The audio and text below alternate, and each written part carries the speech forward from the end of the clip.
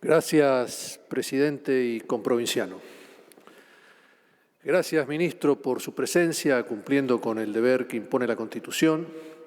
Lamentablemente nos hubiera gustado escuchar un informe sobre la gestión, como dice el artículo 101, y no un discurso político al que asistimos.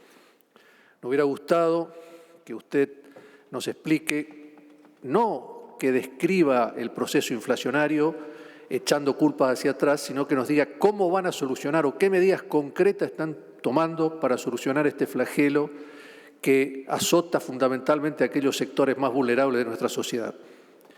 Que nos diga cómo van a hacer para bajar la pobreza, que se encamina al 50% de la población. En mi provincia incluso es más alta.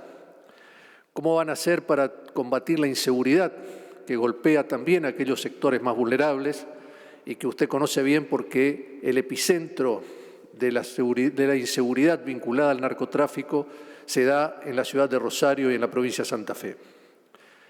Que nos diga cómo vamos a generar trabajo en blanco, ya que el 50% de los asalariados de nuestro país está en blanco y el otro tanto en negro, con lo que significa la precariedad en las relaciones laborales, que también afecta a los sectores más vulnerables.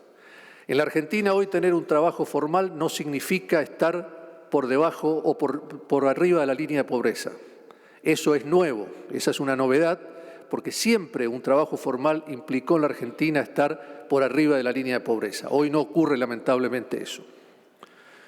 En cambio, hemos escuchado un discurso político cuyo epicentro fue el ataque a la justicia en general y a la Corte Suprema en particular, vinculada a fallos resonantes de las últimas horas. Yo lo que sí le pediría al espacio oficialista es coherencia, porque acabo de escuchar al diputado y exgobernador Gioja y precandidato a gobernador diciendo que la culpa de haber llegado a esta situación la tiene Sergio Uñac, porque sabía que no podía ser candidato. Pero, sin embargo, hemos escuchado todo el coro de voces oficialistas castigando a la Corte Suprema por esta interrupción del proceso electoral. Estoy hablando, senadora, colega, presidenta de bloque. También tiene que tener coherencia el ministro de Justicia, nada más ni nada menos que el ministro de Justicia cuando ataca a la Corte, porque fue el que hincó una causa contra la reelección de Bredlinec en el año 2019 y aplaudió la decisión de la Corte cuando le impidió a nuestro colega Bredlinec ser candidato a gobernador nuevamente. Entonces, ¿es cuando la Corte falla en contra de nuestros intereses o cuando falla en general es que nos oponemos? Creo que en esto tenemos que ser coherentes y fundamentalmente tenemos que ser respetuosos de la división de poderes. Esta es una regla básica del sistema republicano que todos y más nosotros tenemos que observar. La verdad es que vemos que el gobierno se ha propuesto como objetivo de máxima durar hasta las elecciones, durar hasta poder finalizar el mandato. Y está barriendo la basura bajo la alfombra de manera permanente y no encarando, aunque sea de principio, la resolución de los problemas estructurales que tiene el país. Miren, el acuerdo con el fondo al que nosotros contribuimos a aprobar en la Cámara de Diputados y en este recinto, porque una buena parte del oficialismo votó en contra, es la única hoja de ruta que tiene el gobierno. Lo votamos a favor porque pensamos que era mucho más grave que el país cayera en default. Hubiera sido catastrófico, sobre todo para aquellas empresas que se tienen que financiar en los distintos sistemas nacionales y extranjeros. Pero esa hoja de ruta, que claramente era insuficiente, pero que iba en el camino correcto, por eso lo aprobamos. Pero ni siquiera esa precaria hoja de ruta está siendo cumplida por el gobierno, ni con las metas de emisión, ni con las metas de déficit, ni con las metas de recuperación de reserva. Todo lo contrario. ¿Qué es lo que va a pasar? Va a pasar que vamos a dejar a los argentinos cada vez más a la deriva de un gobierno que no resuelve los problemas y vamos a dejar una pesada herencia para el próximo gobierno que va a asumir el 10 de diciembre de este año. Me quiero referir ahora, ministro, a problemas que le planteé en las preguntas y que tienen que ver con mi provincia, con la provincia de Misiones. La provincia de Misiones, como todos sabemos, tiene el 80% de sus fronteras con países limítrofes, con Paraguay y con Brasil, y solamente nos unen 80 kilómetros a la provincia de Corrientes en el territorio nacional. Tanto Brasil como Paraguay tienen sistemas de promoción comercial para las fronteras que hacen prácticamente imposible de competir con la producción misionera y con el comercio misionero. Por eso, desde hace mucho tiempo venimos bregando por un régimen especial, que son las zonas francas, las zonas aduaneras especiales.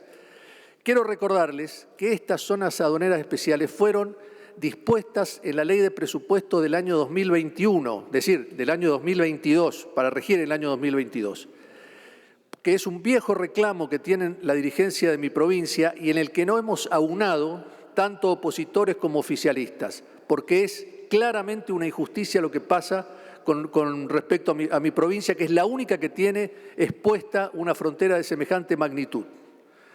¿Qué hizo el gobierno de Alberto Fernández? Vetó la ley esta. Con gran esfuerzo nuevamente la pudimos incorporar en la última ley de presupuesto, la que rige para este año, ya no como una disposición, sino como una autorización al Poder Ejecutivo. Tanto el ministro Massa como el presidente Fernández, en visitas a mi provincia, se comprometieron a reglamentar en tiempo rápido, en tiempo perentorio, las disposiciones para que se pueda aplicar este régimen. Ya han pasado más de 5 meses y no hemos tenido absolutamente ninguna respuesta. Quiero decirles que esto, sumado a que tampoco se han avanzado en las obras del gasoducto que vincula al NEA con la provincia de Misiones, nos deja en clara situación de falta de competitividad para producir y para exportar.